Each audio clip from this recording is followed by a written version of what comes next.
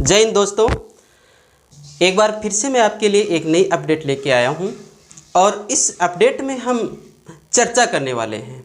हमारे आपके लिए 2 क्वेश्चन भी होंगे। उन क्वेश्चनों के बारे में आपके क्या विचार आप बताएंगे। आज के अपडेट में हाई कोर्ट ने पहले तो जो महात्मा गांधी प्रेरक भर्ती थी इस पर रोक लगा दी। फिर कोर्ट ये कह रहा है कि भर्ती प्रक्रिया को चालू रखें। क्या हुआ था कि हाई कोर्ट ने इस पर रोक लगाई और एक तरफा ये कहा जा रहा है कि भर्ती प्रक्रिया को चालू रखें।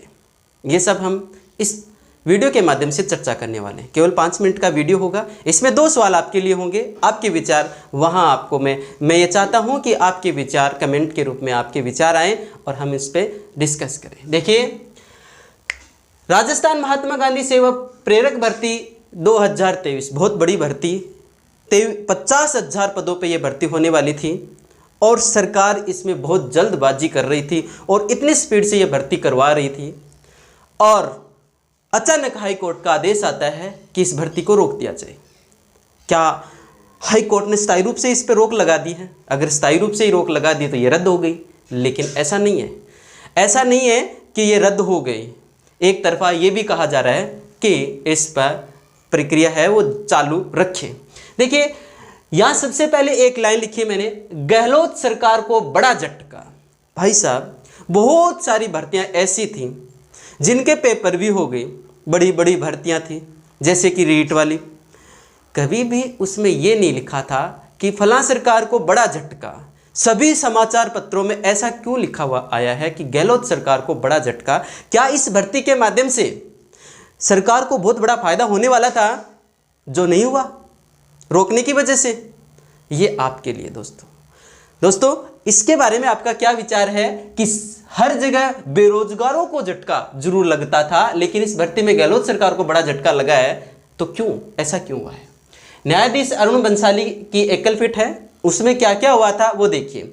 याचिकाकर्ता यानी याचिका दायर करने वाले कौन कौन है? लच्छीराम मीणा व अन्य। और अधिवक्ता कौन है? PR मेहता। अब इनके मध्य क्या हुआ? याचिकाकर्ताओं ने कहा कि शांति एवं अहिंसा विभाग ने महात्मा गांधी सेवा प्रेरक भर्ती विज्ञप्ति जारी की। कोई बात नहीं है, कोई भी भर्ती होती है उसका कोई न कोई विभाग होता है और जो विज्ञप्ति है वो भी जारी की जाती है। अच्छी बात थी, हमारे लिए तो बहुत अच्छी बात है। लेकिन इस भर्ती में क्या हुआ कि प्राथमिकता किसको दी गई है? प्राथमिकता महात्मा गांधी दर्शन प्रशिक्षण प्रतिभागियों को प्राथमिकता दी गई है।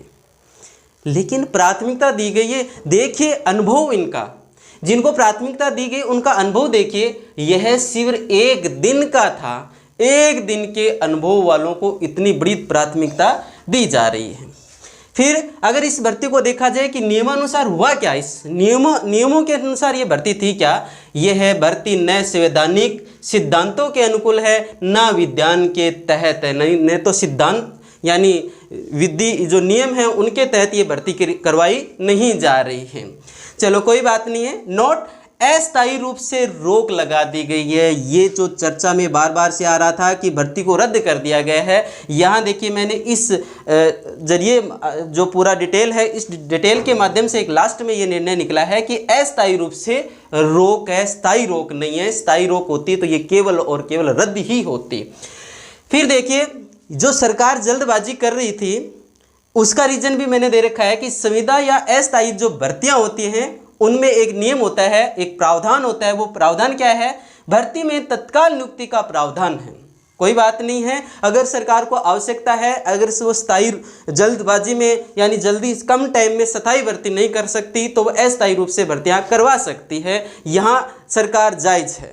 लेकिन राज्य सरकार ने विधानसभा चुनाव को मद्देनजर में रखते हुए बड़ी संख्या में 1 वर्ष के लिए अस्थायी नियुक्ति के आवेदन आमंत्रित किए हैं।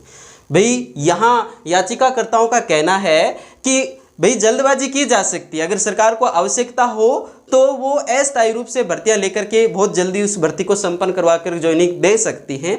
लेकिन इनका कहना है, याचिकाकर्ताओं का, लच्छीराम मीणा जी क्या करें कि यहाँ सरकार को कोई आवश्यकता नहीं है, वो विधानसभा चुनाव को मद्देनजर रखते हुए ऐसा कर रही है।